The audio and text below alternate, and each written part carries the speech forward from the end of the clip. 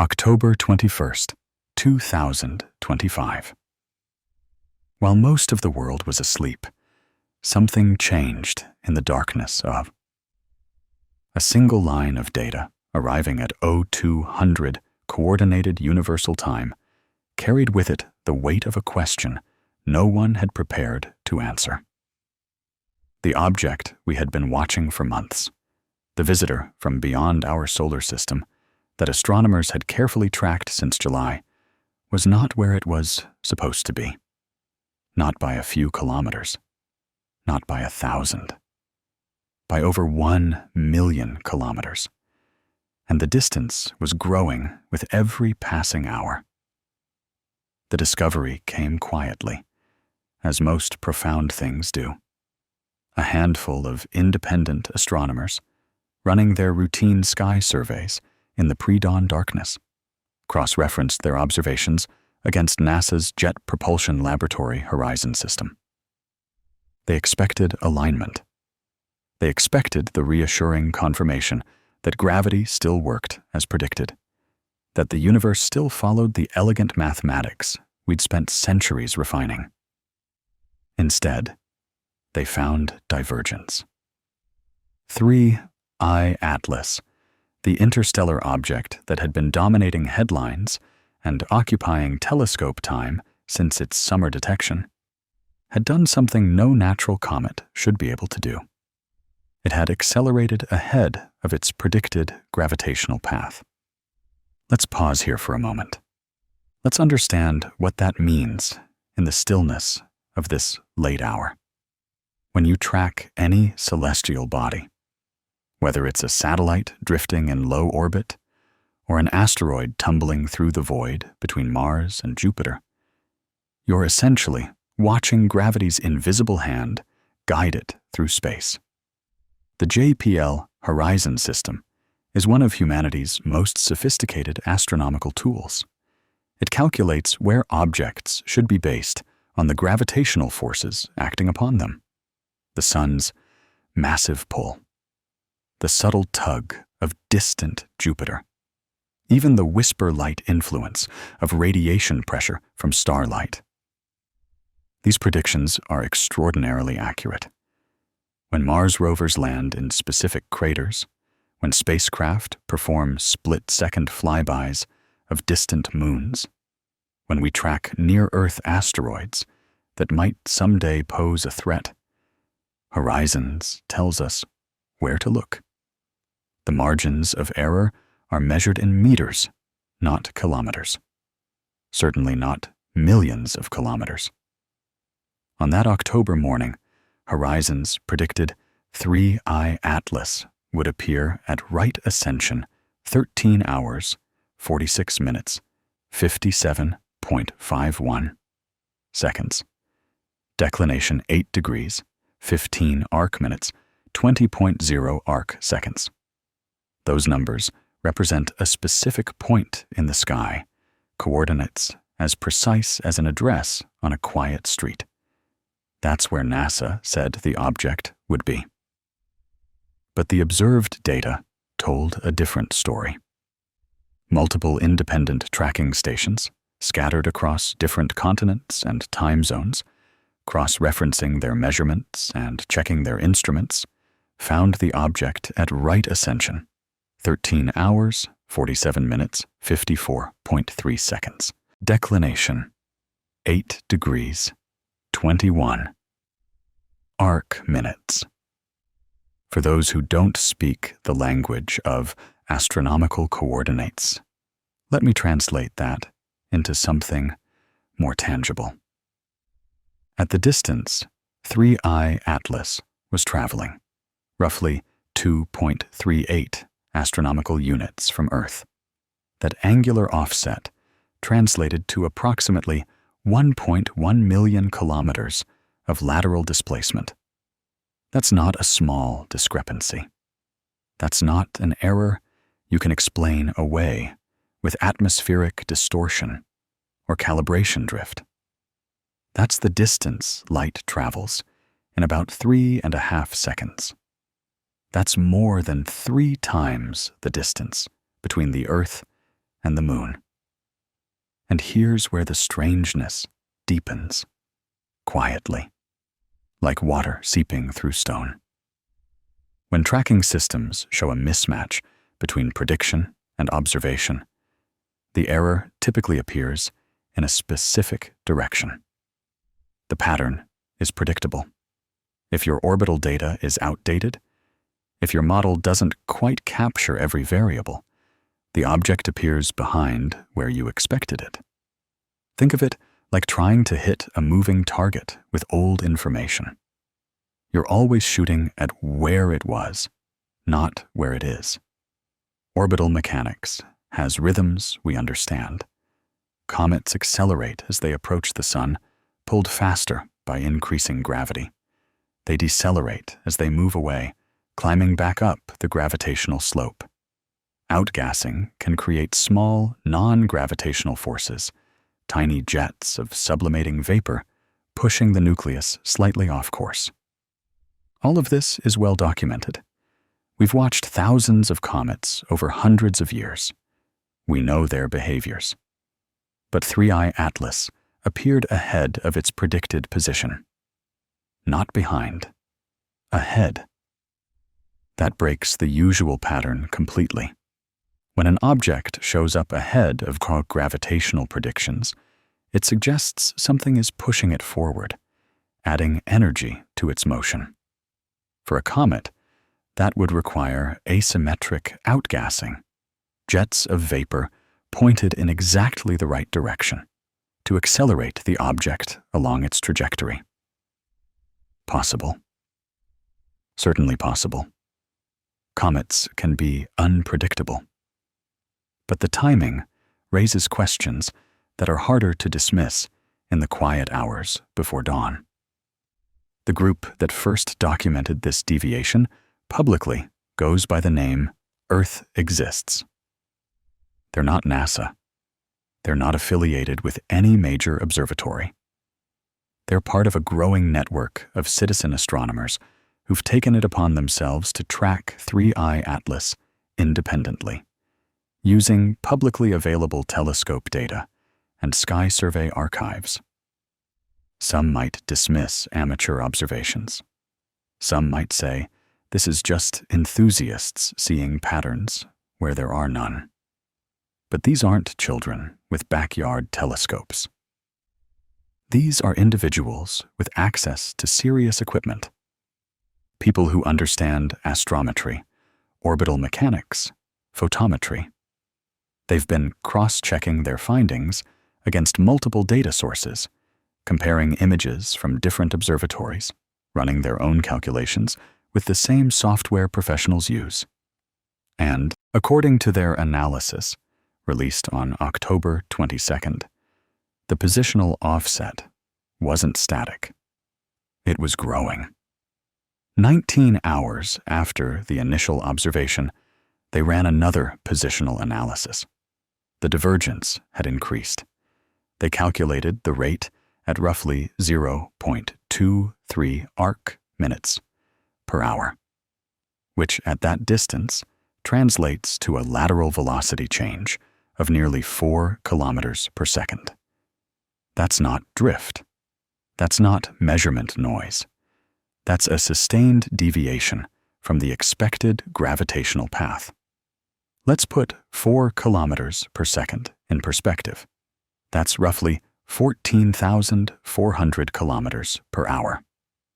For reference, the fastest human-made spacecraft, the Parker Solar Probe, reaches speeds of about 192 kilometers per second at perihelion.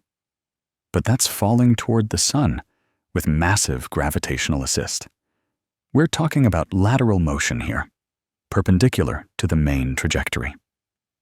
A velocity change like that requires force. Energy. For a comet, that force would come from outgassing, jets of sublimating ice turning to vapor and pushing against the nucleus with each pulse of escaping gas. But here's the problem that emerged as dawn broke over observatories around the world. When comets outgas strongly enough to create measurable trajectory changes, they get bright, very bright. You see massive plumes extending millions of kilometers into space, extended tails catching sunlight, dramatic increases in visual magnitude that make the comet visible even to the naked eye under dark skies. 3I Atlas was doing the opposite. JPL had predicted an apparent magnitude near 14.8. That's already faint, requiring decent amateur telescopes to observe, but actual readings showed the object at magnitude 15.1, about 26% dimmer than expected. This is backwards. If outgassing was strong enough to push the object 1 million kilometers off course, we should be seeing the brightest interstellar comet in recorded history. Instead, it appeared dimmer than predicted. Even though the James Webb Space Telescope, with its infrared instruments capable of detecting the faintest heat signatures, confirmed the object was losing about 25 kilograms of water every second. 25 kilograms. That's 55 pounds of water sublimating into space every single second. That's enough to create thrust, enough to create visible plumes, enough to make the comet brighter, not dimmer. So we have an object that's deviating from its predicted path in a way that suggests forward thrust, while simultaneously appearing dimmer than it should, despite confirmed active outgassing at substantial rates. These facts don't reconcile easily with standard comet behavior. They create a tension, a quiet dissonance that astronomers found themselves trying to resolve with increasingly creative explanations. Some suggested the nucleus is rotating in a way that hides the main active regions from Earth's view. Possible, but convenient. Others pointed to composition anomalies discovered weeks earlier. The spectral analysis that confused researchers because it showed signatures that didn't quite match any known comet composition. Ice present? Yes, but also complex organics. Silicon compounds, trace elements that suggested formation in a stellar environment very different from our own sun's protoplanetary disk. And then, 8 days after the initial detection of the trajectory anomaly, 3I Atlas vanished behind the sun. October 29th, the exact moment its velocity peaked.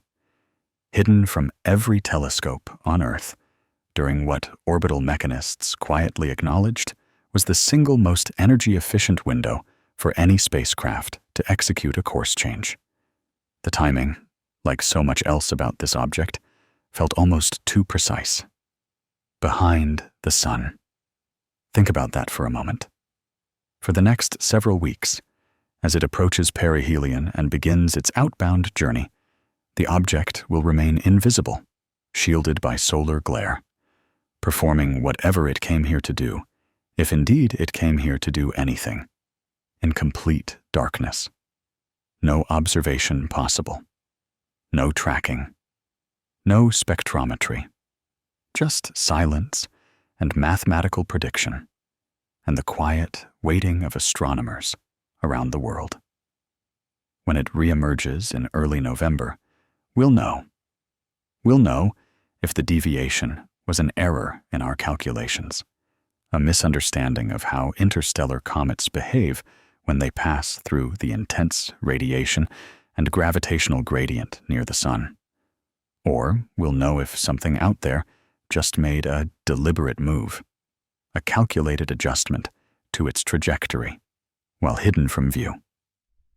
The next several weeks will either confirm we're watching the most unusual comet in recorded history, or they'll prove that warnings from certain scientists about the possibility of technological artifacts in our solar system weren't speculation at all. They were preparation. Let's go back. Not to October, but to July, when this story really began. July 14th, 2025. The initial detection came from the Asteroid Terrestrial Impact Last Alert System, ATLAS, for short, operated by the University of Hawaii's Institute for Astronomy. It was catalogued with the designation 3I Atlas. The 3I, indicating it was the third interstellar object ever confirmed in our solar system.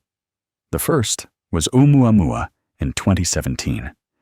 The second was Borisov in 2019. Both had generated intense scientific interest and public fascination. Both had passed through our solar system quickly, giving researchers only brief windows to gather data before they continued their journeys into deep space. This third visitor promised to be different. Its trajectory indicated it would pass much closer to the Sun, reaching perihelion inside Earth's orbit.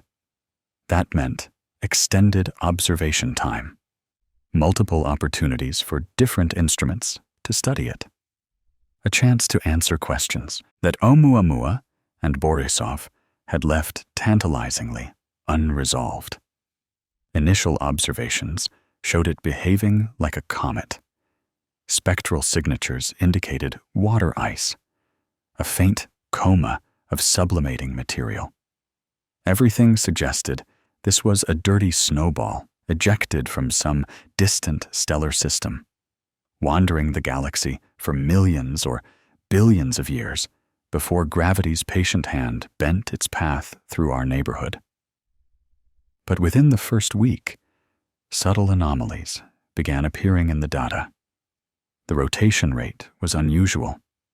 Most comets tumble chaotically, their irregular shapes causing them to spin in complex patterns. 3I Atlas appeared to maintain a remarkably stable rotation, almost as if its mass was evenly distributed. The period measured at approximately 8.2 hours. Consistent, steady, like a wheel turning on an axle. Then there was the brightness curve. As it moved closer to the Sun and solar heating increased, the expected brightening didn't quite match predictions. It was brighter than it should have been early in its approach, then dimmed slightly, then brightened again in a pattern that didn't follow the smooth curve of increasing solar radiation exposure. Spectroscopy revealed more puzzles. Water, yes. Carbon dioxide, yes. But also signatures suggesting silicates, complex organic compounds, and traces of elements that raised eyebrows in spectrometry labs. Magnesium, iron, nickel. Not unheard of in comets, but the ratios were strange. The distribution didn't match formation models for comets in solar systems like ours. By August, several research teams had published preliminary papers suggesting 3I Atlas formed around a star very different from our Sun. Perhaps a red dwarf, where planetary formation proceeds under different conditions. Perhaps an older stellar system, where heavy element abundance was higher. The object was telling a story about its origins, written in the language of absorption lines and emission spectra. But the story was harder to read than anyone expected. And through all of this, through the mounting collection of subtle strangeness, the object continued its approach, moving inward, accelerating, bright enough now to track with advanced amateur equipment, dim enough to require careful observation and long exposures, dancing along the edge of visibility, neither spectacular nor entirely ordinary.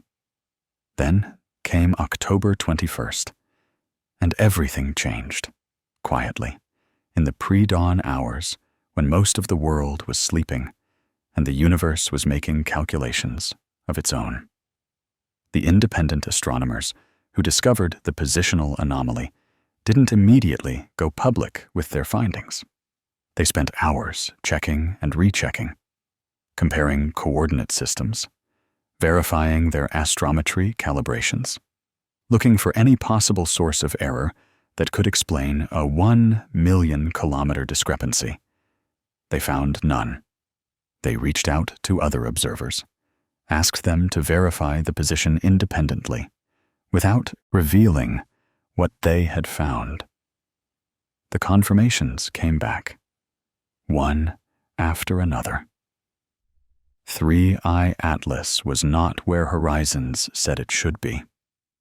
Every independent measurement agreed. On October 22nd, they released their analysis, not through official channels, not through peer-reviewed journals that would take weeks or months to publish, through social media, through amateur astronomy forums, through the network of observers who had been following this object since July. The data spread quickly. Within hours, professional astronomers were aware. Within a day, the discussion had moved into mainstream media. NASA's response was measured, cautious. They acknowledged the discrepancy, suggested it could be explained by a variety of factors.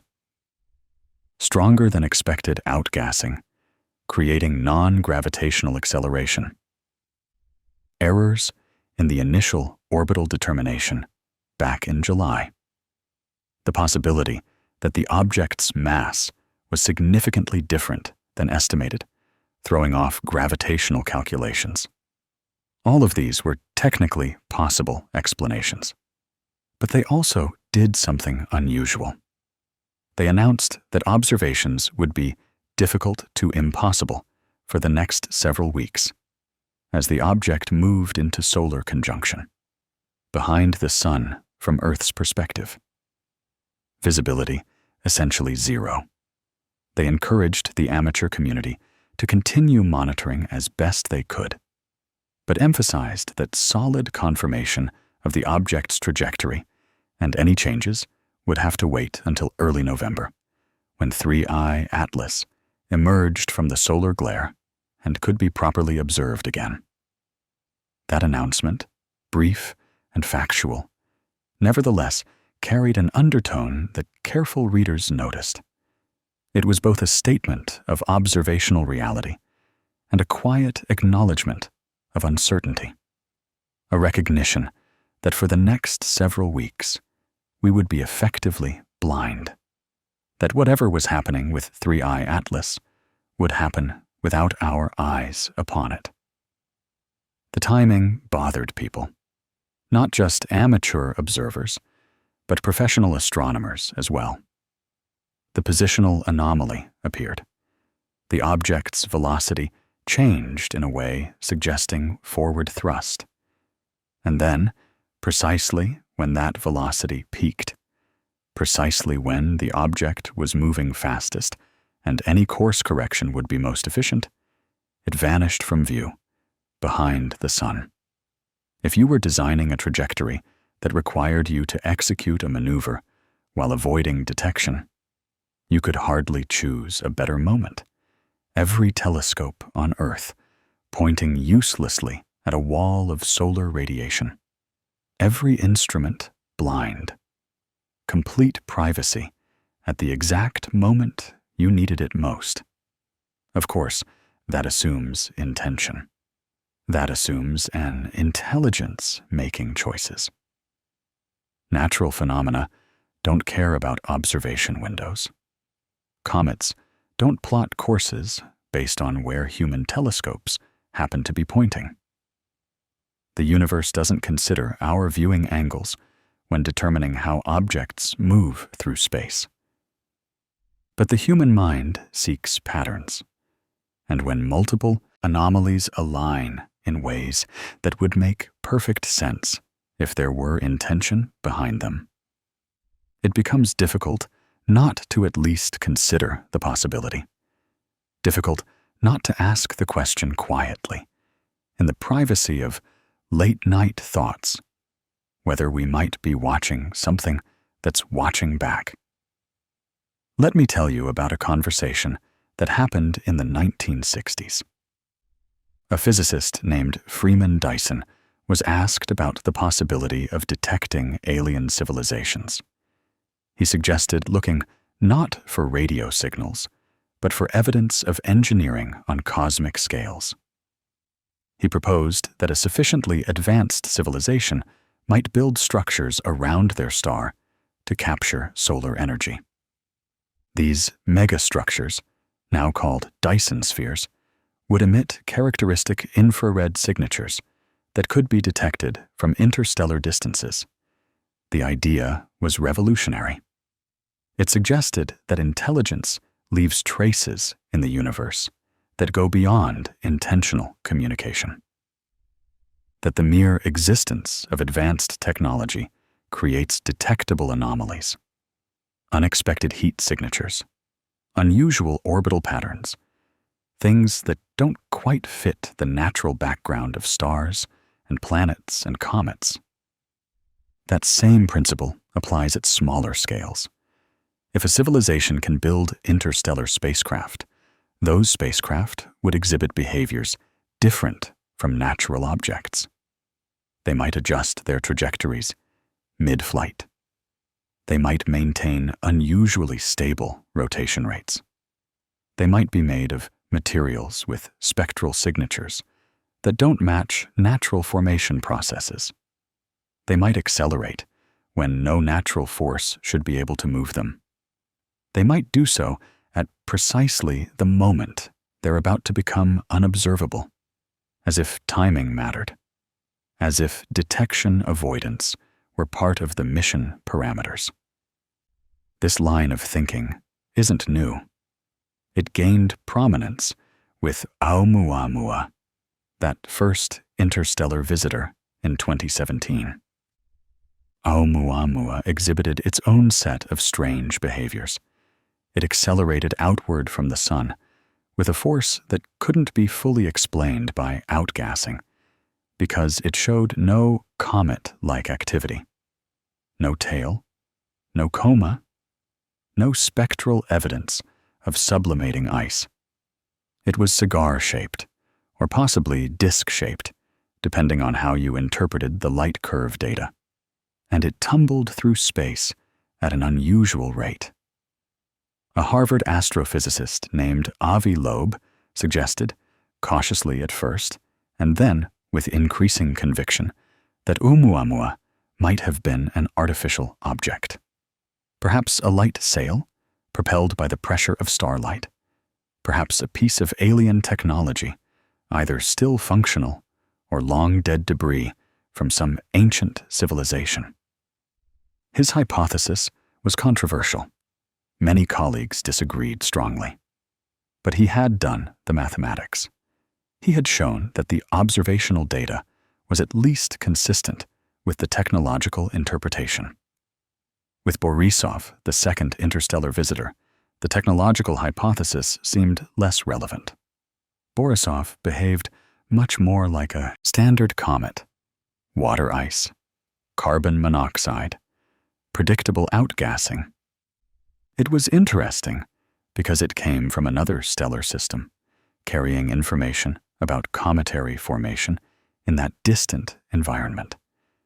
But it didn't challenge our understanding of what natural objects should do. 3I Atlas sits somewhere between these two predecessors. It shows comet-like activity, yes, water loss, spectral signatures of ice, but also those anomalies, the stable rotation, the unusual composition, the brightness variations that don't quite follow prediction. And now, the trajectory deviation that appeared just before it vanished behind the sun. When the October 21st data became public, Avi Loeb was among the first scientists to comment. He didn't declare 3I Atlas artificial. He was careful about that. But he noted that the observations were consistent with what you might expect if the object were not entirely natural. He used a word that had appeared in his earlier papers about interstellar objects: mothership. The concept is straightforward. If a civilization wanted to explore other stellar systems, they might send large vessels capable of traveling for thousands or millions of years. These motherships would carry smaller probes that could be deployed when the main vehicle reached a system of interest. The probes would spread out, studying different planets and moons and asteroids, gathering data to send back home, however many light years away home might be.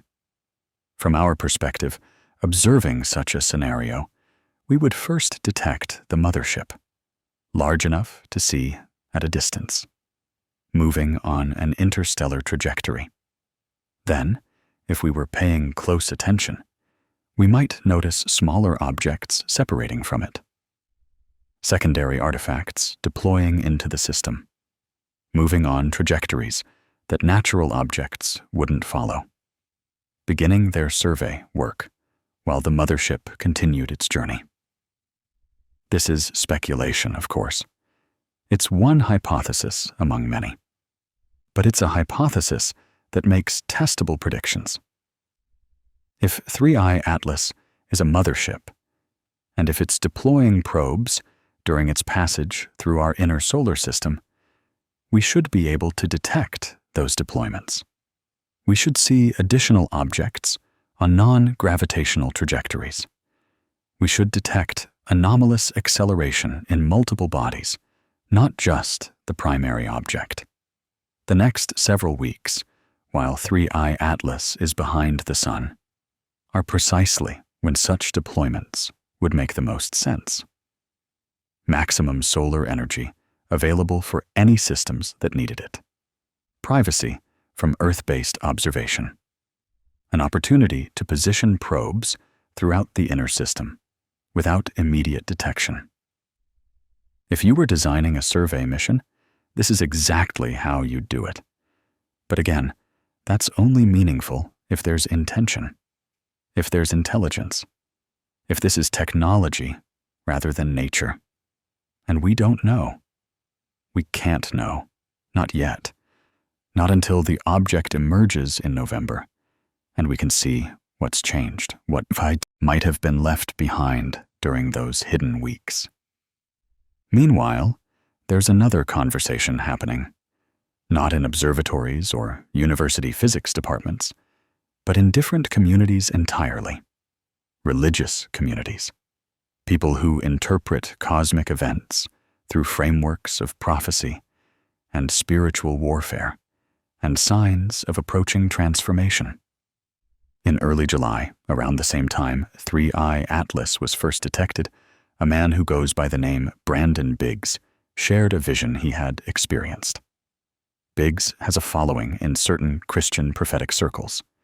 He claims to receive visions about future events. Some of his past predictions have been remarkably accurate.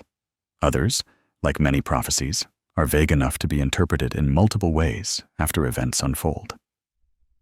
But one of his July predictions was specific enough to raise eyebrows when it came true. He described an assassination attempt on Donald Trump. He described the location, the visible aspects of the event, details that seemed too precise to be lucky guessing. When the attempt occurred weeks later, matching his description in eerie detail, it lent credibility to his other visions. Among those other visions was a description of ships appearing in the sky, balls of light, multiple objects visible to many people. He described them as demonic manifestations, fallen angels making themselves known, part of end times deception. The language was religious, rooted in biblical eschatology. But the imagery was consistent with what others were describing in secular terms.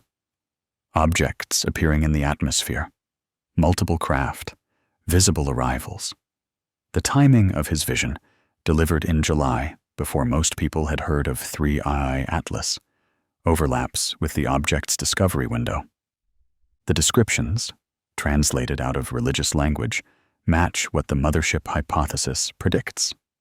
Deployment of secondary objects, multiple smaller craft becoming visible.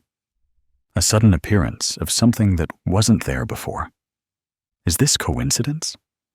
Unconscious absorption of news about an interstellar object and its associated speculation, processed through religious frameworks? Or genuine precognition, whatever mechanism might produce that? We don't have a way to answer those questions definitively. We only know that multiple interpretive frameworks, scientific and spiritual, are converging on the same general prediction. Something might become visible in the coming weeks. Something involving 3I Atlas and objects associated with it. What's fascinating is how prediction shapes perception. When you expect to see something, you're more likely to notice it. This is confirmation bias, and it's a powerful cognitive force. But it works in both directions. Skeptics expecting nothing unusual will interpret ambiguous observations as natural phenomena. Believers expecting deployment will interpret the same observations as evidence of artificial activity. Truth lies somewhere in the middle, in the careful weighing of evidence against multiple hypotheses, and that evidence is currently hidden behind 150 million kilometers of blazing hydrogen, fusing and radiating, while a small object from another stellar system passes through that radiation bath, either sublimating peacefully, as comets do, or preparing for something we don't yet have words to describe. Let's talk about what we know for certain. Facts, not speculation. Data, not interpretation. 3I Atlas is losing water at 25 kilograms per second. James Webb confirmed this through infrared observation. That water is sublimating from ice deposits within the object's nucleus, heated by increasing solar radiation as it approaches perihelion. This is normal comet behavior. Every comet does this. The rate varies based on the comet's composition, size, and distance from the Sun. 25 kilograms per second is substantial, but not unprecedented. That escaping water creates pressure. Each molecule of water heated from ice to gas pushes against the surrounding material. Billions upon billions of molecules escaping per second create thrust. This is how comet jets form. Uneven heating creates uneven sublimation. Active regions on the sunward side blast out more material than shadowed regions. The nucleus experiences net force from this asymmetric outgassing. That force can alter a comet's trajectory. We've observed this countless times. It's called non-gravitational acceleration, and it's well understood. The equations that describe it were worked out decades ago. You can predict with reasonable accuracy how much a comet's path will deviate based on its outgassing rate, rotation period, and orientation relative to the Sun. For 3I Atlas, those predictions suggested minor trajectory changes, perhaps tens of thousands of kilometers over several months. Not nothing, but manageable. The kind of deviation you could account for in orbital calculations. The kind that wouldn't surprise anyone studying comets. 1 million kilometers of deviation in a matter of weeks is different. It's an order of magnitude larger than models predicted. It would require either much stronger outgassing than we're observing, or outgassing jets pointed in very specific directions, or both. And it would create visible plumes, bright extensions, the kind of activity that makes comets spectacular. We're not seeing that. the object is dimmer than predicted. The coma, that cloud of gas and dust surrounding the nucleus, is there but subdued. Not invisible, but not bright. Not the kind of activity that would push a several kilometer-wide object 1 million kilometers off course. This is the central tension. The behavior we're inferring from the trajectory doesn't match the behavior we're observing through telescopes. Both data sets are reliable. Both have been verified by multiple independent sources. They simply don't agree with each other. When faced with contradictory data, scientists look for hidden variables. What are we not seeing? What are we not measuring? What assumption in our models might be wrong? One possibility: the object is not outgassing symmetrically. Perhaps jets are pointed primarily in directions we can't easily observe from Earth. Perhaps the main active regions are on the far side of the nucleus, spraying material away from our line of sight. We would see less visual brightness, but the thrust would still exist. The trajectory would still change. This is plausible. Comet nuclei are often irregular, with active regions concentrated in specific areas. If 3I Atlas rotates, with those active regions mostly hidden from Earth throughout October, we might not see the full extent of the activity creating the trajectory change. But remember the rotation period: 8.2 hours. Remarkably stable. For us to consistently miss the main active regions, they would have to be positioned in a very specific way relative to the rotation axis. And that rotation axis would have to remain pointed away from Earth for weeks. Possible, but requiring a fortunate alignment. Another possibility: the object's mass is significantly different than we estimated. When we calculate trajectories, we need to know the object's mass. We estimate this based on brightness and assumptions about density and composition. If our estimates are wrong, if the object is much less massive than we thought, then smaller forces would create larger trajectory changes. Maybe 3I Atlas is more porous than typical comets, more like a loosely bound collection of icy material than a solid chunk. Less mass means less inertia. Less inertia means the same outgassing creates more acceleration. The math works.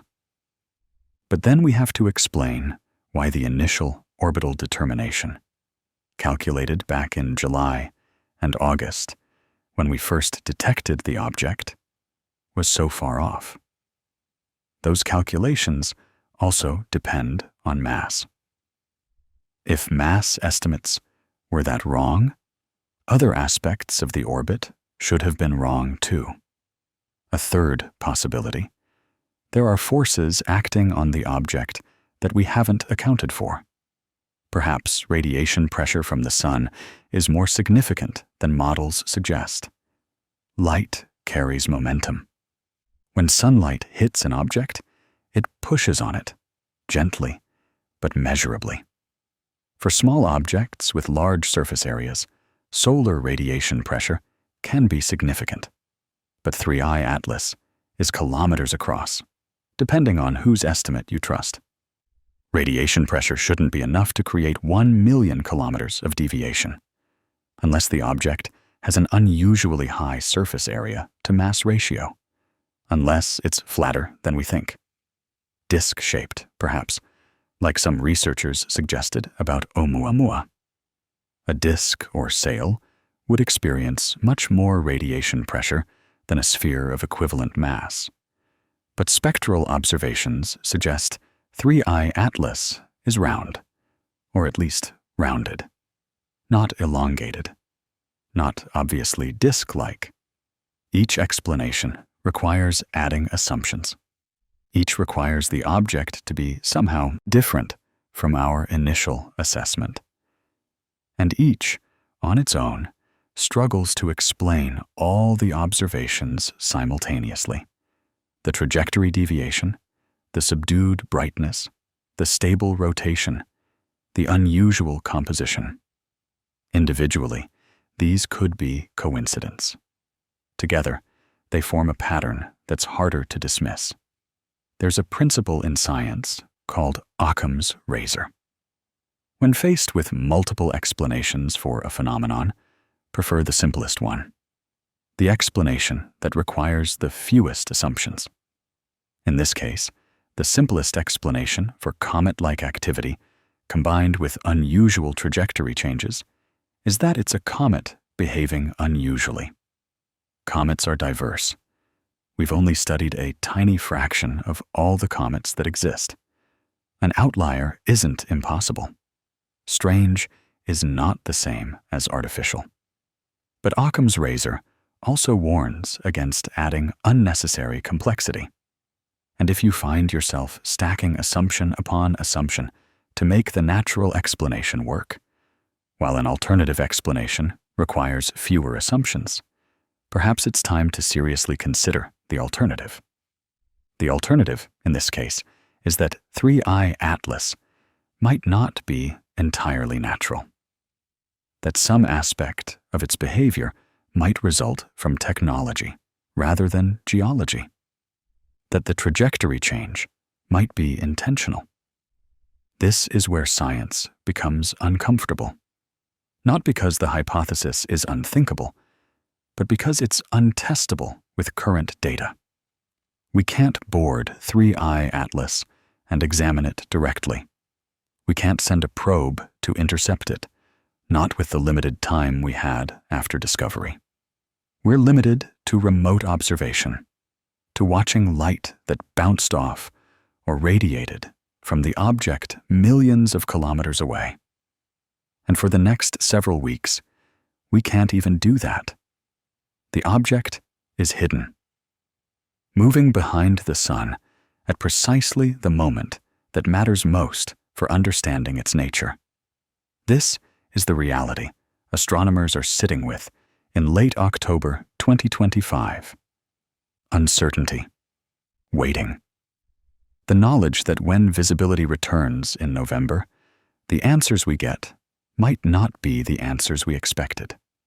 Let's talk about what happens at perihelion, the closest approach to the sun. 3I Atlas will reach perihelion on October 29th, based on current predictions. It will pass approximately 0.39 astronomical units from the sun's surface. That's about 58 million kilometers. For perspective, Mercury, the innermost planet, orbits at an average distance of 0.39 AU. 3I Atlas will venture into Mercury's neighborhood, into the intense heat and radiation of the inner solar system. At that distance, solar intensity is approximately 6 times stronger than Earth experiences. Temperatures on the sunward side of the object could reach several hundred degrees Celsius, depending on the surface composition and thermal properties. Any ice present on that surface will sublimate rapidly. Any volatile compounds will boil away. It's an environment of extremes. For a natural comet, this is the moment of maximum activity.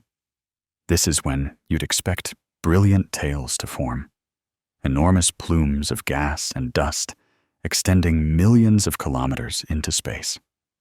This is when comets become visible to the naked eye, when they grace our skies with their ethereal beauty. The sun strips away layer after layer of the comet's surface, revealing fresh ice beneath, creating ever more spectacular outgassing. If 3I Atlas is a natural comet, perihelion should be stunning. We should see, when it emerges from solar glare in November, a transformed object, brighter, more active, possibly fragmented if the thermal stress and tidal forces were strong enough to pull it apart. But if 3I Atlas is not entirely natural, perihelion serves a different purpose. Solar energy. Enormous amounts of solar energy available for harvesting. If the object carries any systems that require power, if it's executing any operations that need energy, perihelion is when that energy is most abundant. Solar panels, or whatever equivalent technology an alien civilization might use, would be operating at maximum efficiency. This is also, as mentioned earlier, the most efficient point for trajectory changes. Any maneuver executed at perihelion requires less energy than the same maneuver elsewhere in the orbit. This is basic orbital mechanics. Chemical rockets, ion engines, light sails, any propulsion system benefits from operating when you're already moving front and deep in the sun's gravitational well. And it's the most private moment. The sun itself acts as a shield, blocking observation from Earth. Any other hypothetical observers in the outer solar system would also struggle to see past the sun's glare. If you wanted to do something without being watched, this would be the time. Of course, that assumes intention. That assumes planning. Natural phenomena don't seek privacy. The universe doesn't care about human observation. But the pattern is there, regardless of interpretation. Maximum energy, maximum efficiency, maximum privacy, all coinciding at perihelion. What could happen during those hidden weeks? If we're considering the technological hypothesis, several possibilities emerge. Deployment of secondary objects. Small probes released from the main body, each beginning its own trajectory toward different targets in the solar system. Earth, Mars, Venus, potentially the outer planets, even asteroids or moons that might be of scientific interest to whatever intelligence sent the mothership. If mothership it is. Observations would begin immediately, but detection might lag. Small objects, especially if they're not outgassing or reflecting much light, are difficult to spot. It might take weeks or months before we notice them. Sudden appearances of new objects on non-gravitational trajectories. Radar returns from things that shouldn't be there. The slow realization that the solar system's inventory has changed. Communication attempts. If 3I Atlas carries transmitters, perihelion would be an ideal time to broadcast. Maximum power available. Positioned deep in the solar system where any signal would reach Earth quickly. We monitor the electromagnetic spectrum constantly, listening for unusual signals. But most of our attention focuses on specific frequency ranges where we think artificial signals might appear. Something unexpected, in an unexpected frequency range, might take time to notice and identify. Observation of the sun itself. If an interstellar probe wants to study stellar physics, perihelion offers an unparalleled opportunity. Measurements of the solar wind, the corona's structure, magnetic field topology, radiation output across the spectrum. Data that would be difficult or impossible to gather from interstellar distances. Perhaps 3I Atlas is, functionally, a space telescope turned inward, studying our star from a vantage point no human spacecraft has reached. Or nothing? Perhaps perihelion is simply perihelion. The object continues on its gravitational trajectory, slightly modified by natural outgassing. It emerges in November, looking much as we'd expect a comet to look after close solar passage. Bright, active, but ultimately explicable. The trajectory deviation gets attributed to outgassing we didn't properly observe. The anomalies get explained through updated models and better data. Life continues. Science advances incrementally. The universe remains, as it always has been, indifferent to our speculation. We won't know until November. Early November, when 3I Atlas clears enough of the sun's glare that telescopes can lock onto it again. When spectroscopy becomes possible once more. When we can measure its position precisely and determine whether the trajectory has changed further, or stabilized, or returned to predictions. The International Asteroid Warning Network, IAWN, has organized a coordinated observation campaign. Multiple observatories worldwide will track the object as soon as it becomes visible. Professional and amateur astronomers are ready. Sky survey programs are configured to flag any additional objects on unusual trajectories. The monitoring will be comprehensive. If deployments occurred, we'll likely know within days. If trajectory changes continued, we'll know within hours. The data will come in quickly once observation becomes possible again. And then, interpretation will begin. The process of looking at measurements and deciding what they mean.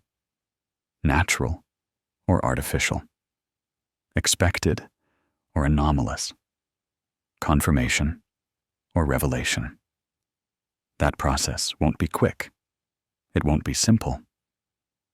Even obvious anomalies require verification, peer review, alternative explanation testing. Science moves carefully, especially when the implications are significant. If 3I Atlas has done something that suggests technological origin, the announcement won't be a single press conference with definitive conclusions. It will be a gradual building of evidence, paper by paper, observation by observation, until consensus emerges. Or doesn't emerge. Scientists disagree. Data gets interpreted through different frameworks. What one researcher considers compelling evidence, another dismisses as measurement error or modeling inadequacy. This is healthy. This is how science prevents premature conclusions. But it also means that even with good data, clear answers might remain elusive. For now, in these late October days, we're in a period of suspension. The object is hidden. The data isn't flowing. All we can do is wait and think and prepare for what might come when visibility returns. Let me tell you what it feels like to watch the sky knowing something might be happening that you can't see. It's an odd sensation. Cosmic FOMO, perhaps. Fear of missing out on the scale of astronomical events. During the day, the sun dominates the sky, making observation of anything near it impossible. At night, we look outward, away from the sun, seeing stars and planets and galaxies billions of light years distant. But that region behind the sun, that slice of sky, blocked by Earth's nearest star, remains perpetually hidden. Most of the time, this doesn't matter. Space is vast. The probability that something interesting is happening precisely behind the sun at any given moment is vanishingly small. But when you know an object of interest is there, when you've been tracking it for months and questions about its nature are mounting, and it vanishes into that invisible zone just as its behavior becomes most anomalous. The hidden region takes on weight, significance. Every passing day increases the possibility that something is happening that we won't observe until it's already happened. This is a familiar feeling for astronomers, actually. Transient events, supernovae erupting in distant galaxies, asteroids making close approaches when they're positioned on the far side of the sun, eclipses and occultations that happen over regions of the Earth where no one is observing. The universe doesn't coordinate with our viewing schedule. It proceeds on its own timeline, indifferent to whether we're watching. But usually, these missed observations don't carry implications about intelligence. They're natural phenomena we'd like to understand better, but their occurrence doesn't change our understanding of whether we're alone in the universe. 3. I-Atlas is different. If it's natural, missing the perihelion observation is frustrating, but not existentially significant. We'll gather data when we can and build our understanding incrementally, as we've done with countless comets before. If it's not entirely natural, if some aspect of it represents technology, then what we're missing right now might be the key observations. The deployment moment, the maneuver, the activation of whatever systems it carries. By the time we can observe again, the relevant events might be concluded. We'll see the results, the afterstate, but not the process that produced those results. It's like arriving at a crime scene after everyone's left, trying to reconstruct what happened from footprints and disrupted furniture.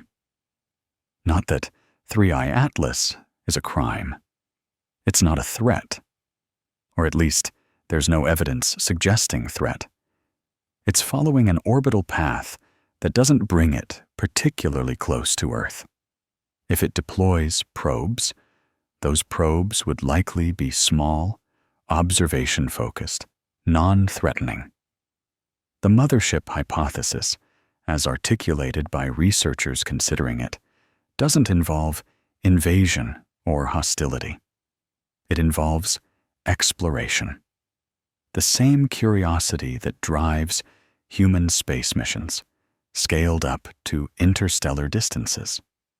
But unknown is not the same as safe. And when something is unknown, moving unseen, potentially deploying additional unknown objects, humans get nervous. This is evolutionary psychology.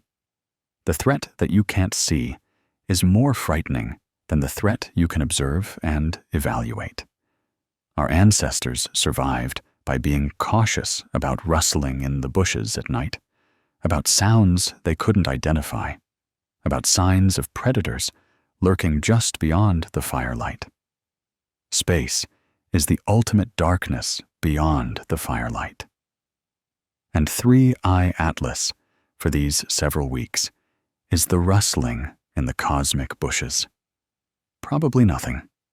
Almost certainly nothing. But maybe something.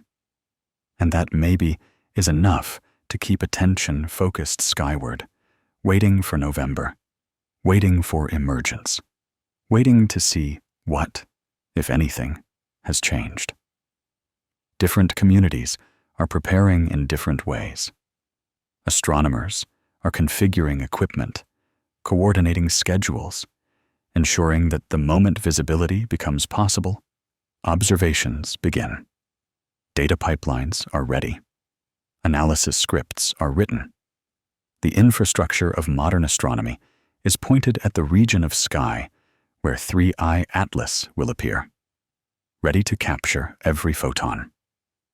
Religious communities, particularly those who follow prophetic voices like Brandon Biggs, are watching for fulfillment of the visions. They're interpreting events through frameworks of spiritual warfare and end times prophecy. For them, 3I-Atlas isn't just an astronomical curiosity.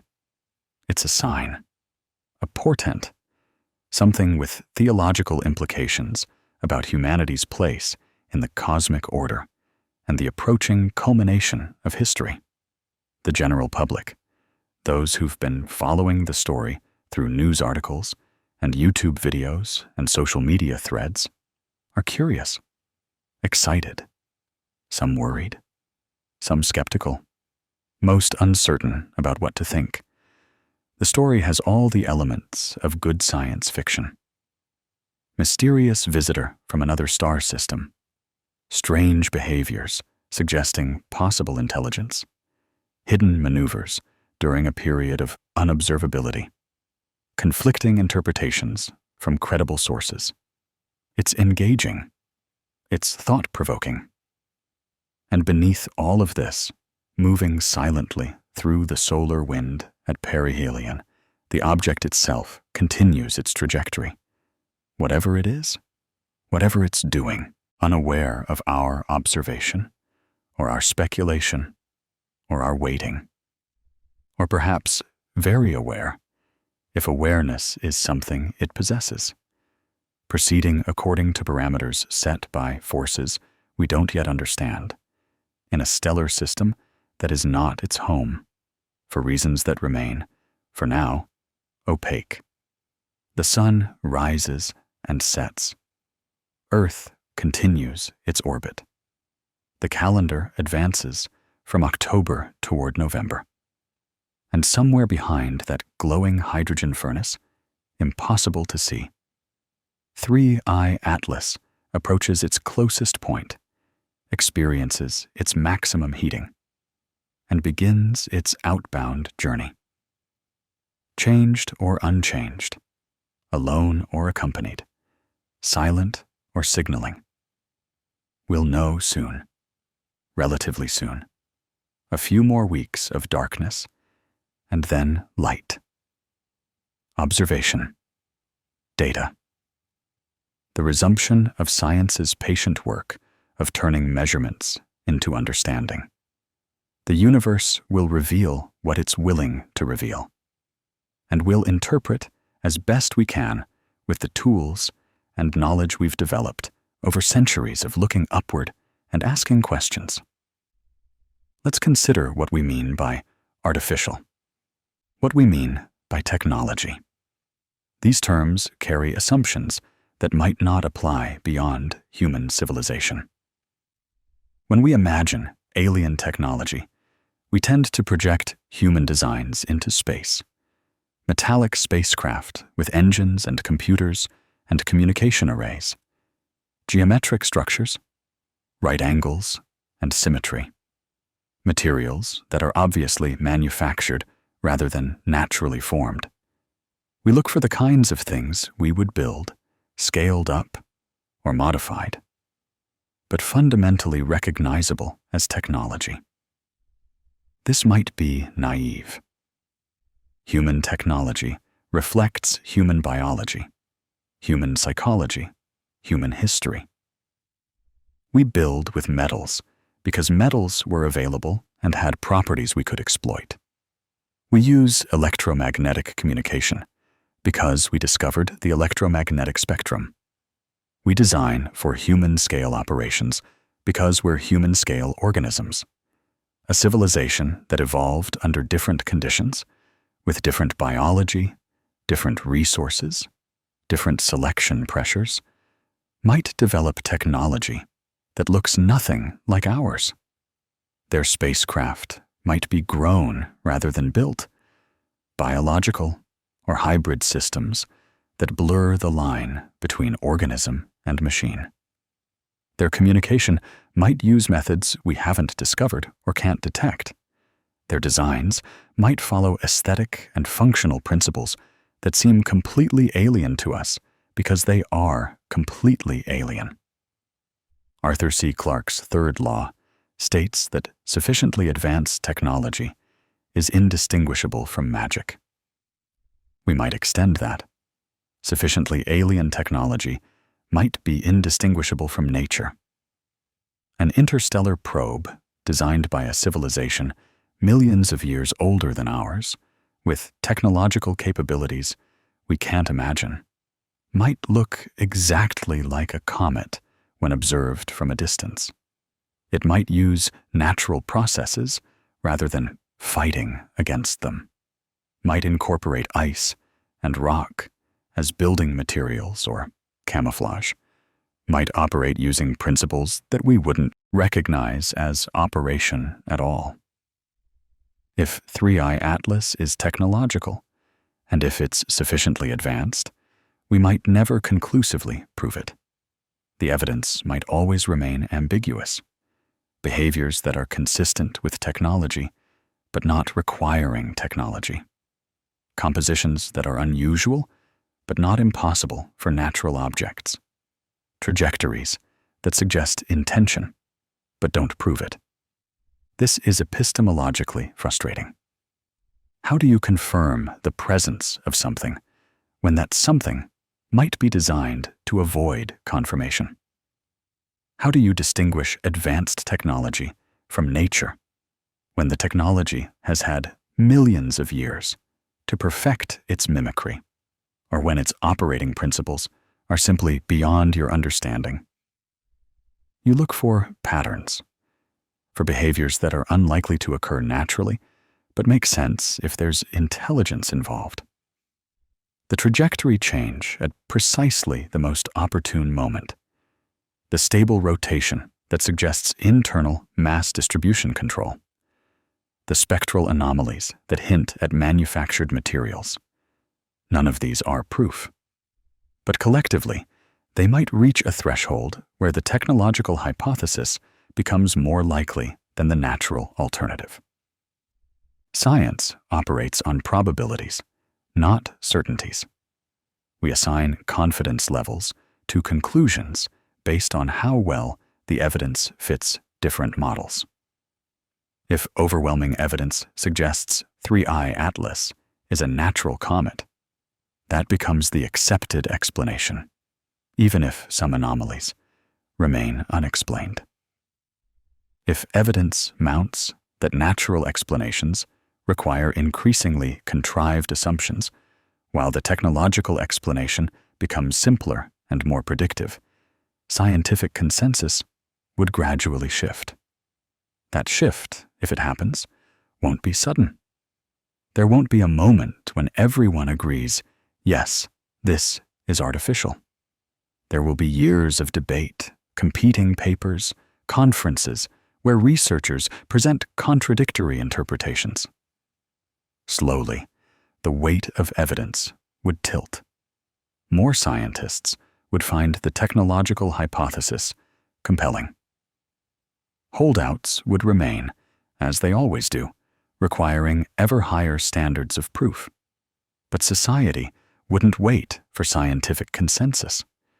If observations in November show something clearly anomalous, multiple probe-like objects on non-gravitational trajectories, or if transmissions are detected, or unexpected maneuvers occur, the public conversation would explode immediately. News media, social media, governments, everyone would engage with the implications before science had time to carefully evaluate the data. This is where things get complicated, because the implications of artificial interstellar visitors are profound. They touch everything: science, religion, philosophy, politics, economics. If we're not alone, if intelligence is common enough in the universe that probes occasionally visit other star systems, then almost every assumption we make about humanity's uniqueness and importance requires examination. Some would find this liberating. Confirmation that the universe is rich with life and intelligence, that our existence isn't a singular miracle but part of a broader cosmic pattern, that there are other minds out there, other perspectives, other ways of being conscious and curious. The possibility of learning from more advanced civilizations, of joining a galactic community, of transcending the limitations of a single planet and a single species. Others would find it threatening.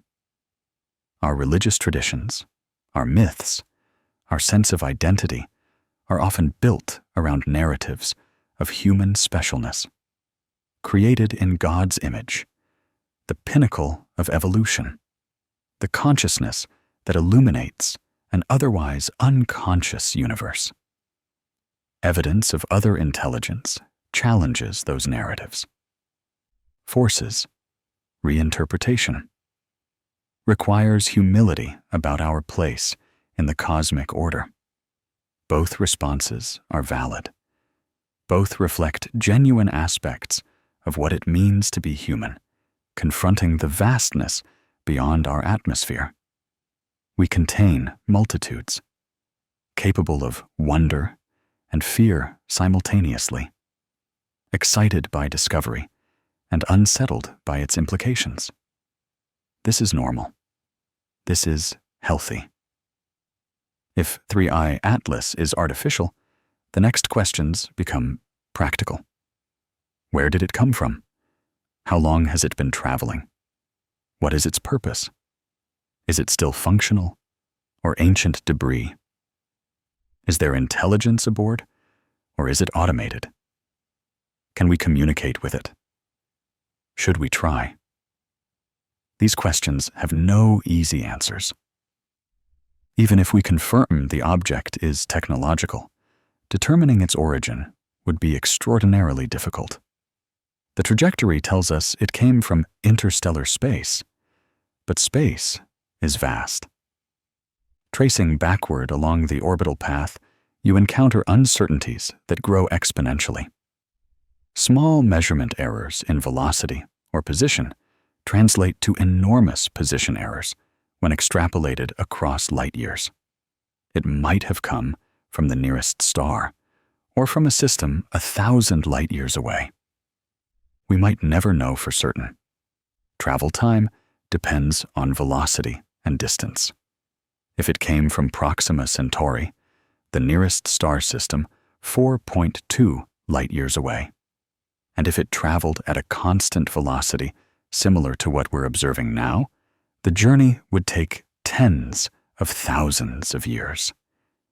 If it came from farther away, or if it spent long periods dormant between stellar systems, it could be millions of years old. Purpose, assuming it has purpose, would be inferred from behavior. If it's studying our sun, we'd gather that from its perihelion observations. If it deploys probes toward planets, we'd interpret that as planetary survey mission. If it simply passes through without obvious interaction, we might conclude it's moving between destination systems and our sun is just a waypoint for gravity assist or energy collection. The functional question matters for different reasons. A still active probe suggests the civilization that sent it might still exist, might be receiving data, might even respond to our attempts at communication. Ancient debris suggests we're looking at archaeology rather than first contact. Both are significant, but the emotional resonance is different. Active technology means someone is paying attention. Debris means we're glimpsing the past, seeing what some civilization built long ago, possibly long gone now. Communication would be attempted. That's certain. If we confirm artificial origin, every radio telescope on Earth would be pointed at the object. We'd listen across every frequency range we can detect. We'd broadcast mathematical sequences, prime numbers, hydrogen emission lines, anything that might be recognized as a deliberate signal rather than natural radiation. We'd try optical communication, laser pulses, modulated in patterns that encode information. We probably wouldn't receive an immediate response. If the object is designed for passive observation, it might not have transmitters, or might not activate them in response to our signals. If it does respond, the content of that response would be unpredictable. Perhaps an acknowledgement, a simple, "We receive your transmission." Perhaps data dumps, information about its origin or mission. Perhaps something we don't understand at all. communication, using concepts or methodologies beyond our current knowledge. And underlying all of this would be the question of whether we should be attempting contact at all. This is the Métis debate, messaging to extraterrestrial intelligence. Some researchers argue we shouldn't be broadcasting our presence to unknown entities, that we don't know their intentions, their capabilities, their ethics, if ethics is even a concept they possess, that revealing ourselves might attract unwanted attention or create risks we can't assess. Others argue we've already been broadcasting for decades. Radio and television signals leak into space. We've sent specific messages, like the Arecibo signal in the 70s. If there are civilizations out there monitoring electromagnetic emissions, they already know we're here. Attempting communication with an object in our solar system doesn't increase risk and might yield unprecedented knowledge. Both positions have merit. Both reflect different attitudes toward risk and reward.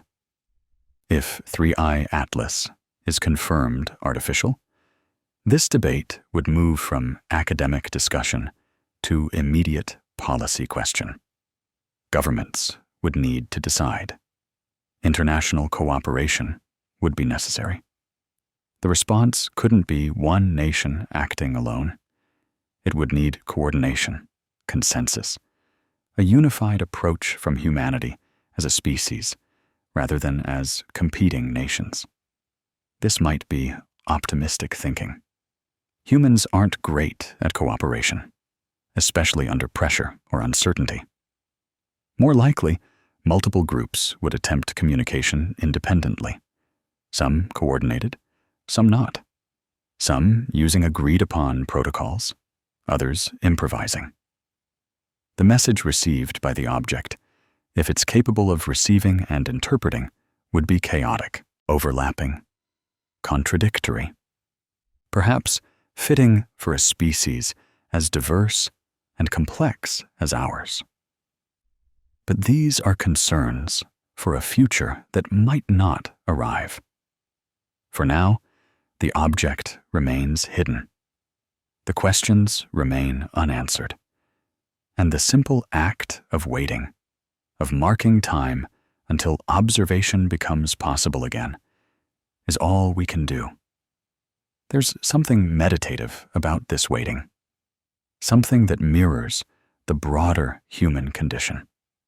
We're always waiting for the next piece of information, the next discovery, the next revelation about how the universe works and our place within it. Science is, in many ways, institutionalized patience. The discipline of gathering data slowly, testing hypotheses carefully, building understanding incrementally across generations. Individual scientists rarely see the complete picture. They contribute small pieces. A measurement here, an observation there, a theoretical framework that explains some phenomena, but not others. Over time, these pieces accumulate. Understanding deepens. Models improve. What was mysterious becomes explicable, and new mysteries emerge at the expanding frontier of knowledge. 3I Atlas, regardless of what it ultimately reveals itself to be, is one more piece in that infinite puzzle. One more data point in humanity's centuries-long effort to understand the cosmos. If it's natural, it teaches us about cometary science, interstellar populations, the diversity of objects that exist beyond our sun's influence. If it's artificial, it teaches us that intelligence is not unique to Earth, that technology can persist across interstellar distances, that the universe might be more populated and active than we suspected. Either way, we learn. Either way, knowledge advances. This is the promise and the practice of science, that by looking, by measuring, by thinking carefully about what we observe, we come closer to truth. Not perfect truth, not final truth, but provisional truth, good enough for now, subject to revision as better data arrives. As October fades toward November, as 3I Atlas completes its perihelion passage unseen, we're reminded of how much remains unknown, how vast the universe is, how small our observational capabilities are compared to that vastness. We've built remarkable instruments, telescopes that can detect light from the first galaxies formed after the Big Bang, spectrometers sensitive enough to identify individual molecules in the atmospheres of planets orbiting other stars, gravitational wave detectors that hear black holes colliding billions of light years away. And yet, a small object a few kilometers across, moving through our own solar system, at distances we routinely send spacecraft to explore, can still hide from us, can still evade complete understanding, can still surprise us with behaviors we didn't predict and can't fully explain. This is humbling. It's also exciting. Because if we could understand everything, if the universe held no surprises, if every observation matched prediction perfectly, science would be finished. There would be nothing left to discover. The fact that mysteries remain, that objects like 3I Atlas can still puzzle us, means there's still work to do, still questions to ask, still answers waiting to be found. For those who find meaning in exploration, in the pursuit of knowledge for its own sake, this is reassuring. The universe continues to offer challenges, continues to reward curiosity, continues to reveal, slowly, reluctantly, more of its structure and content and rules. For those who find meaning in other ways, through faith or philosophy or personal relationships or art, 3I Atlas might be less significant. It's a distant object doing distant things. Whatever its nature, it doesn't change the immediate concerns of daily life. Paying bills, maintaining relationships, finding purpose, creating beauty, experiencing joy and suffering. The human condition continues regardless of what's happening millions of kilometers away. Both perspectives are valid. Not everyone needs to care about interstellar objects or the possibility of extraterrestrial technology. The universe is vast enough to contain multiple scales of meaning simultaneously, the cosmic and the personal, the eternal and the ephemeral, the question of whether we're alone, and the question of what's for dinner. But for a moment, in these October days, the cosmic has intruded into the personal for many people. The story of 3I Atlas has reached beyond astronomy circles into mainstream consciousness. People who don't normally think about comets or orbital mechanics are curious. They're watching the sky. They're reading articles. They're talking with friends and family about what it might mean if this object is not entirely natural. This is one of science's gifts, the ability to spark wonder, to take the abstract mathematics of gravitational trajectories and spectral analysis and translate them into narrative, into stories that people can engage with emotionally, not just intellectually. 3I Atlas has become a character in an unfolding story. We're invested in what happens next. We want to know how this chapter concludes. Soon, we'll know. Early November will bring answers, or at least new data. The object will emerge from behind the sun. Telescopes will lock on. Observations will resume. And whatever has changed, or not changed, during these hidden weeks will become apparent. If nothing has changed, if the object continues on a predictable trajectory showing normal comet evolution, the story will quiet down. Interest will fade. 3I Atlas will become a footnote in astronomical history. An unusual object that sparked speculation, but ultimately proved explicable through conventional science. Life will continue. The universe will remain as we understood it to be. If something has changed, if new objects have appeared, or unexpected maneuvers have occurred, or signals are detected, everything changes. The conversation becomes global, instant, overwhelming. We'll be living through one of the most significant moments in human history. The confirmation that we're not alone, that intelligence exists beyond Earth, that the universe is populated with minds that build and explore and reach across the darkness toward other stars. That transition from before knowledge to after knowledge would be irreversible. We can't unknow what we learn, can't return to the universe as it was before evidence arrived. The implications would ripple through every domain of human thought and activity for generations. Or perhaps the answer will be ambiguous. More data that doesn't quite resolve the question. Observations that are consistent with both natural and artificial explanations. Continued debate. Continued uncertainty. This might be the most likely outcome, actually. The universe rarely provides clear answers.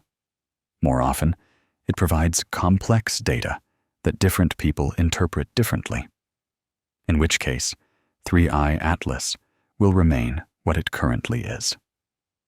A mystery. An object that behaves strangely enough to require explanation, but not strangely enough to force a specific conclusion. We'll continue watching it, continue gathering data, continue refining our models, and perhaps, years from now, after the object has left our solar system and disappeared back into interstellar space, we'll still be debating what exactly we saw. There's a certain beauty in that uncertainty, in the not knowing. It keeps possibilities open, keeps wonder alive. The universe as mystery rather than solved puzzle. As long as questions remain unanswered, there's room for imagination, for speculation, for multiple interpretations coexisting. Some people are uncomfortable with ambiguity. They want definitive answers, clear categories. This is natural, or this is artificial. This is understood, or this is unexplained. But reality doesn't always cooperate with our desire for clarity. Sometimes the best honest answer is, we don't know yet. Sometimes that's the only answer that respects the complexity of what we're observing. 3I Atlas, in these final October days, embodies that ambiguity. It's neither confirmed natural nor confirmed artificial. It's both and neither. It's a quantum superposition of possibilities, waiting for observation to collapse the waveform into something more definite. But unlike quantum particles, which collapse instantly upon measurement, celestial objects don't reveal their nature so easily. Measurement after measurement might be required. Years of observation. Accumulated data slowly building toward consensus. This is the long game of science. Not the explosive revelation, though those occasionally happen. More often, It's patient accumulation. Small pieces of understanding added to small pieces until, eventually, a picture emerges. Not all at once, not with a single brilliant insight, but gradually, like a photograph developing in chemical baths, the image becomes clearer with time. We're in the developing phase now. The image exists, but isn't fully clear yet. We can see shapes, hints, suggestions of what might be there. But definition is lacking. Detail is absent. We need more time, more light, more data flowing into the metaphorical chemical bath of scientific analysis. And so we wait. We watch the calendar. We prepare our instruments. We think about what questions to ask when observation becomes possible again. We balance excitement with caution, hope with skepticism, wonder with rigor. We do what humans have done for thousands of years when faced with celestial mysteries. We look up. We ask questions. And we try to understand. The stars don't care whether we understand them. They shine regardless of whether anyone is watching, thinking, measuring. The universe proceeds according to its laws, indifferent to our curiosity or confusion. 3. I-Atlas moves through space following the mathematics of motion, whether or not that motion includes intention. But we care. We're the universe trying to understand itself, atoms arranged in such a way that they can look outward and wonder about other arrangements of atoms.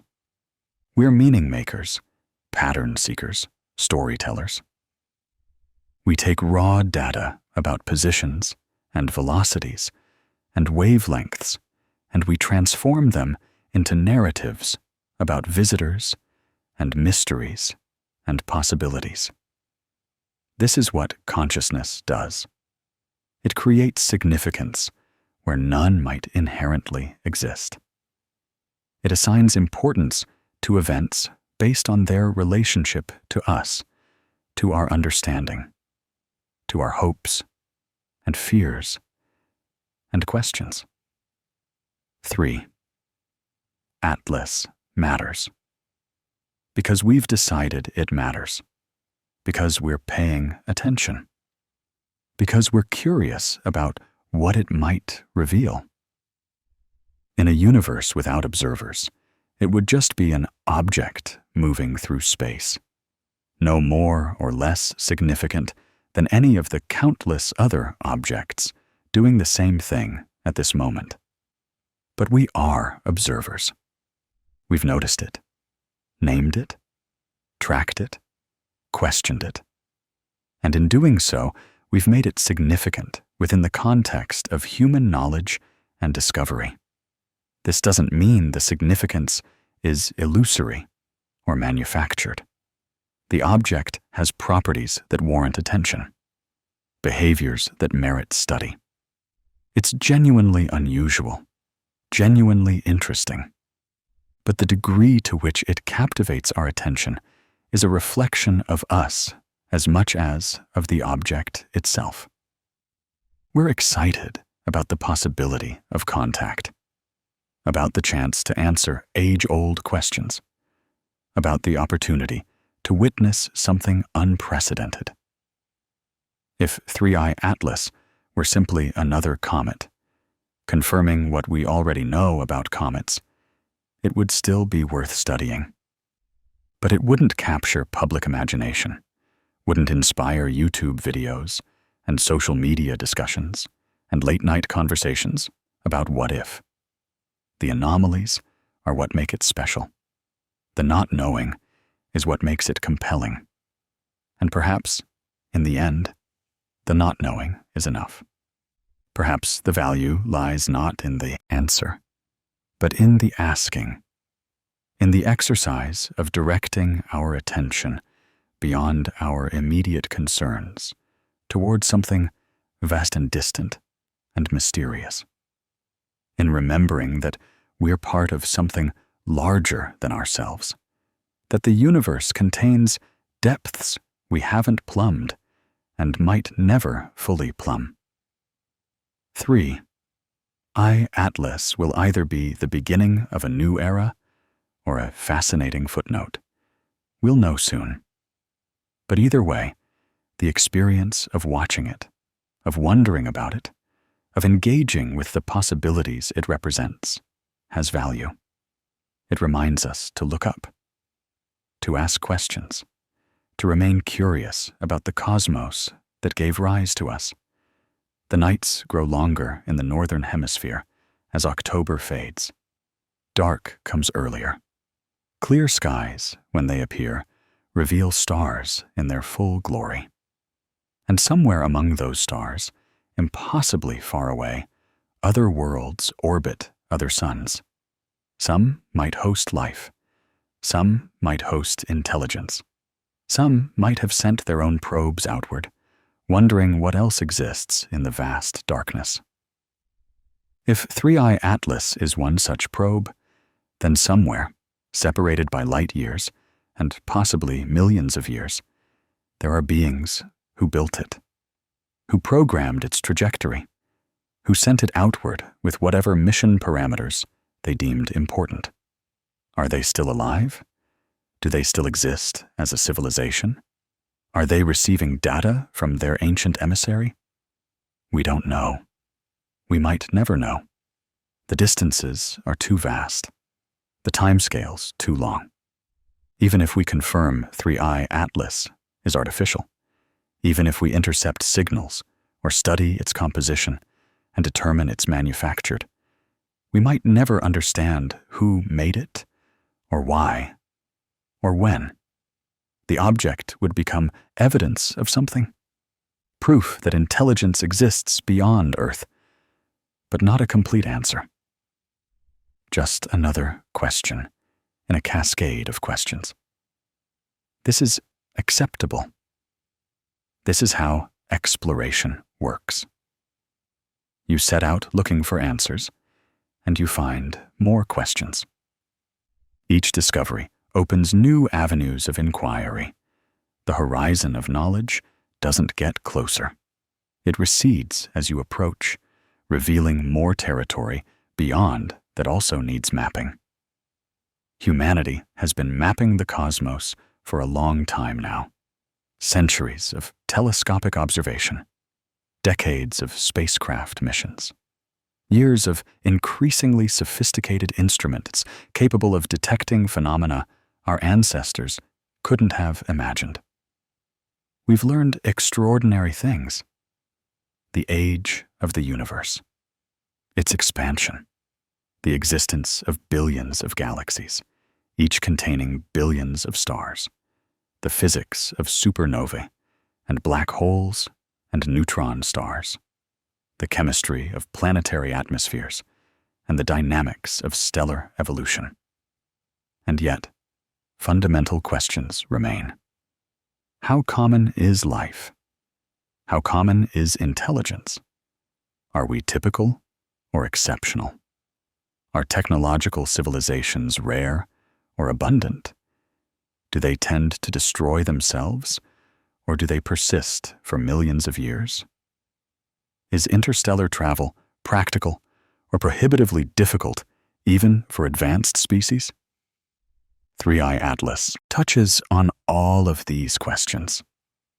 Depending on what it reveals itself to be, it might provide data points for answering some of them. Or it might just add more uncertainty, more complexity, more nuance to questions that already resist simple answers. The scientists studying it aren't motivated primarily by the desire for certainty. They're motivated by curiosity, by the intrinsic satisfaction of engaging with mysteries and contributing to their resolution, even partial resolution, by the joy of discovery itself, regardless of whether discoveries produce neat conclusions. This is an important distinction. Science, in popular imagination, often gets portrayed as the steady march toward complete understanding. But scientists themselves understand that complete understanding might be impossible, or at least asymptotic. You get closer to truth without ever quite reaching absolute truth. You refine models without ever building perfect models. You reduce uncertainty without ever eliminating it entirely. This is fine. This is how knowledge works. Better understanding is valuable, even if perfect understanding is impossible. A more accurate model is useful, even if you know the model will eventually need updating.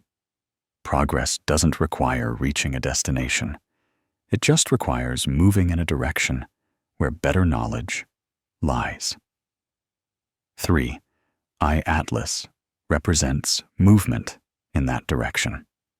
Whatever we learn from it, whether it confirms conventional wisdom or forces paradigm shifts, it advances our understanding of what exists in the universe and how objects behave when they're not bound to any particular star's gravitational influence. And in these quiet October nights, as the object completes its hidden passage behind the sun, that advancement is paused, suspended, waiting for November's resumption, waiting for light to return, for data to flow again, for the universe to share a little more of what it knows with the curious creatures on the third planet who have decided that understanding matters. Maybe it does matter. Maybe consciousness, discovering the rules that govern its own existence, is cosmically significant. Maybe the universe needs observers to give it meaning, to transform possibility into actuality through the act of measurement and thought. Or maybe it doesn't matter at all. Maybe the universe is indifferent to whether anyone understands it. Maybe consciousness is just a local phenomenon, neurons firing in patterns that generate the illusion of significance where none objectively exists. Both might be true simultaneously. Significance and insignificance coexisting depending on which framework you use to evaluate meaning. Within the human context, 3I-Atlas matters. Within cosmic timescales and distances, it's barely a perturbation. Both perspectives are valid. Both are partial. Neither captures the complete picture, because complete pictures might not be achievable from any single vantage point. What's certain is that in early November, when 3I-Atlas emerges from solar conjunction and becomes observable again, telescopes will track it. Spectrometers will analyze its light. Cameras will capture its position against the background stars. And humans will interpret those observations through whatever frameworks they've developed for making sense of the unknown. Some will see confirmation of natural processes. Some will see evidence of technology. Some will remain uncertain, holding multiple possibilities simultaneously until better data forces commitment to one interpretation or another.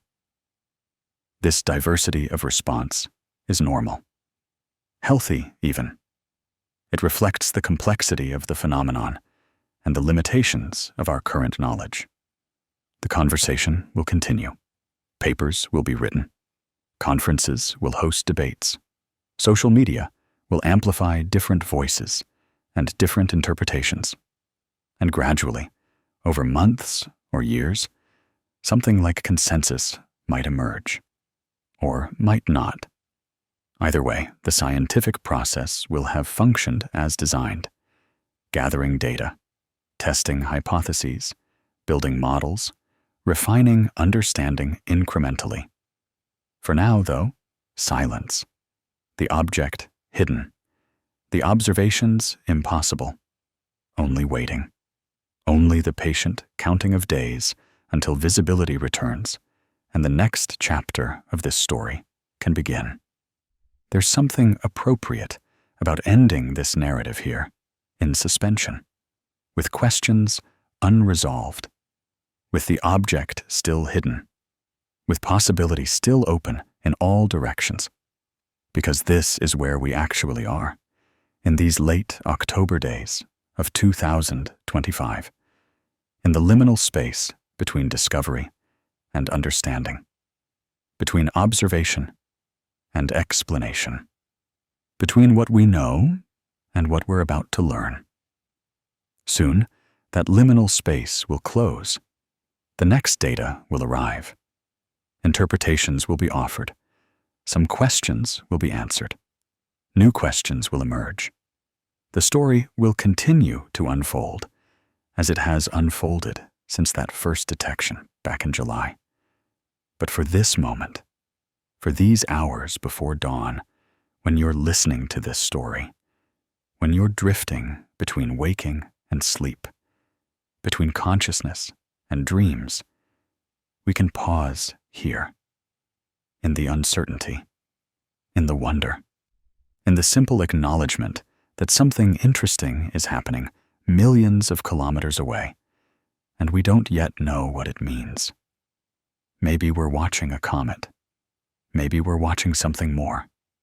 Maybe the distinction doesn't matter as much as the act of watching itself, the act of paying attention to the universe beyond our atmosphere, the act of asking questions and seeking answers and remaining curious about what else might exist in the vast darkness between stars.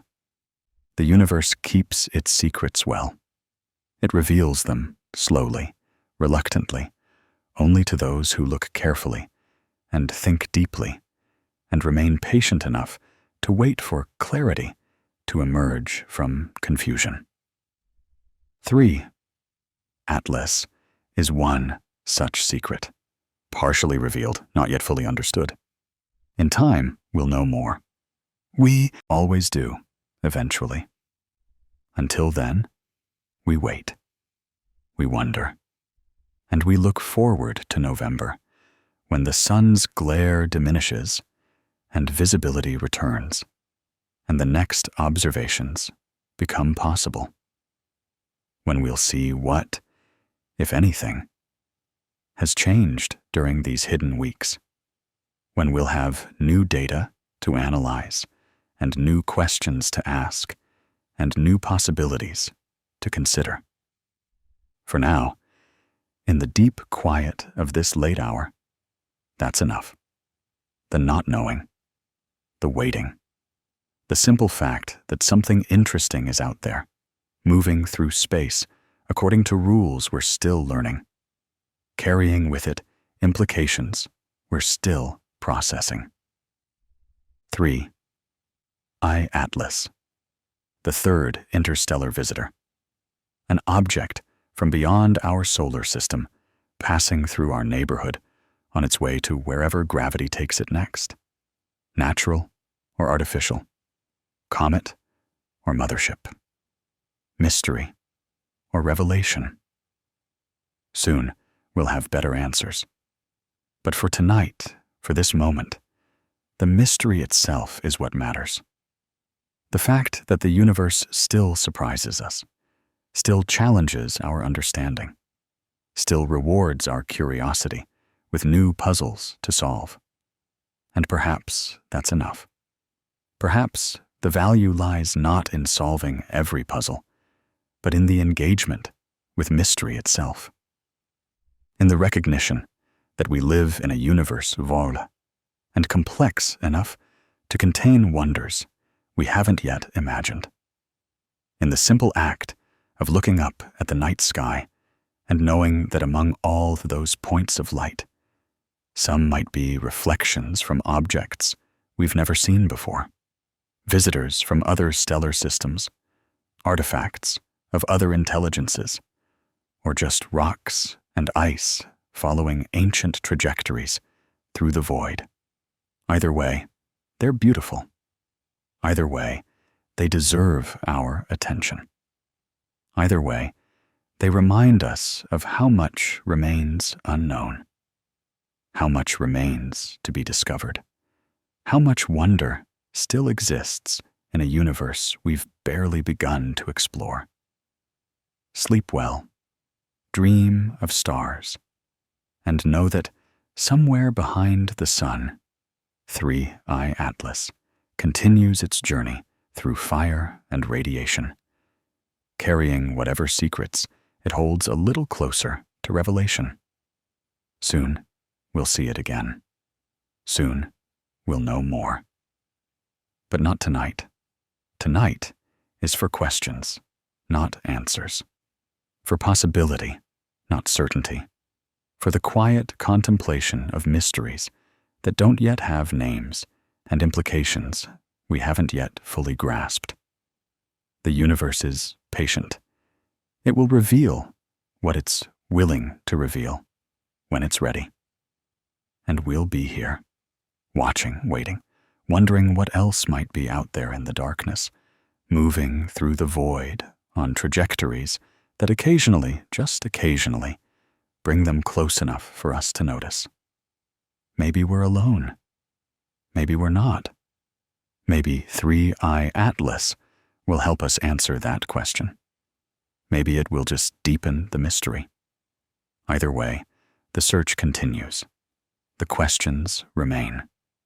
And the universe, vast and ancient and still full of secrets, waits